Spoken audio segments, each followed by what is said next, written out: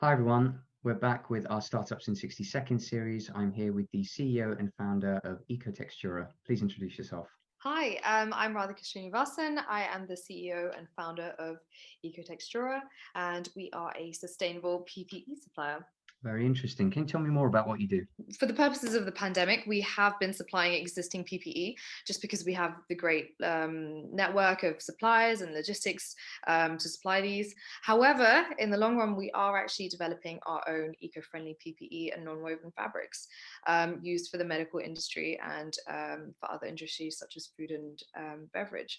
But it's a very, very interesting field to be in right now. What's your USP? I presume there's quite a few incumbent players in the space. So our USP is predominantly PPE products which are made from non-woven fibers that are naturally sourced and can be either recycled or industrially composted after use. The current process for these products is very linear. You use them, you make them, you use them, you dispose them via incineration, which is the case for a lot of our three-ply masks that we have at the moment. Yeah. Because of hygiene reasons and contamination reasons. Yeah. However, at EcoTextura, we have found a way to harness naturally sourced fibers, processing them in a way that allows them to be fluid resistant when required and equally as robust in performance as the current non-wovens that we have, using them in the medical industry or whatever industry required, sterilizing them, using the machinery that's currently available, and then this can either be recycled or biodegraded, which currently isn't happening too much at the moment. So we want to kind of bring in the circular economy model into PPE. Amazing. Who do you typically sell to? Is this kind of NHS trusts or enterprise?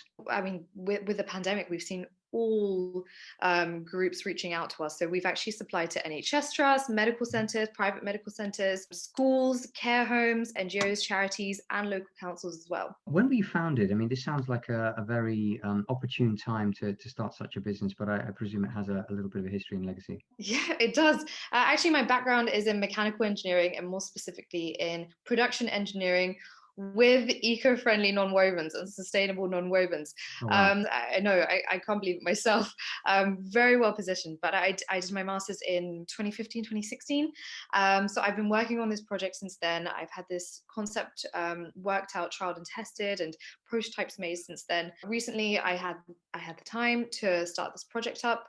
And we decided to start the company, and it was registered last November, so far prior to the pandemic starting and to any lockdowns happening. But we were doing the R&D for our products, and then bam, all that anyone is talking about is PPE. So yeah, well positioned, but I wish I had more time. Who's in the venture with you? Do you have any co-founders to call out or a founding team? It's a solo effort at the moment. However, we do have logistics partners that we work with, and we will be looking to branch out and grow in the future. Makes sense. How much money have you raised? I mean, we've raised a fair amount at the moment to get the R&D process going and to obviously pay for our stock. But it's all been equity bootstrapped and a grant via a competition that we actually won with one of the products that we designed a few years ago. Do you have any plans to raise money in the future in order to scale the business or expand into other geographies or anything like that? Well, actually, at the moment, our cash flow is pretty good. So we are quite self-sufficient at the moment. But in the future, let's see when we get to a point where we're a bit more scalable. Are there any kind of notable KPIs that you track within the business and how are you currently benchmarking against them? Currently, as I mentioned before, we're selling existing PPE and our own PPE. Our own PPE involves, and I've got some samples here, masks for BSL and ASL. So this is lip reading masks for the deaf and hard of hearing. This is reusable and this is disposable. So this can actually be used within hospitals. It's type 2 rated.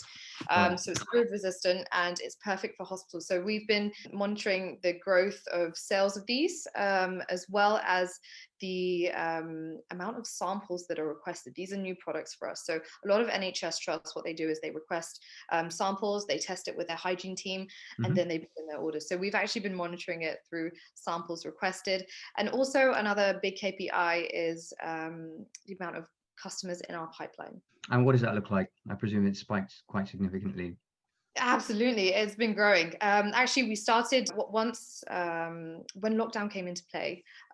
We were still doing the R&D for our long-term non-woven eco-friendly products, and we thought, no, we have the knowledge, we have the resources. Let's act now. We actually started a charity where we got local sewers nearby to help us sew like 3-ply cotton masks and give them out to care homes, the elderly, the vulnerable, and through that, we've actually gained so much popularity locally that we've been asked to supply PPE to like local councils, et cetera, et cetera. So yeah, I think that's how the word has kind of gotten out about all of this. Final question I have is, are you hiring? And if so, what kind of roles are you looking for? Yes, I think in the future we certainly will be, potentially in sales, logistics we have covered, but I think yeah, maybe in sales and product development, those will be the key areas that we'll be focusing on. Radhika Srinivasan from EcoTextura, thank you very much for your time. Thank you so much.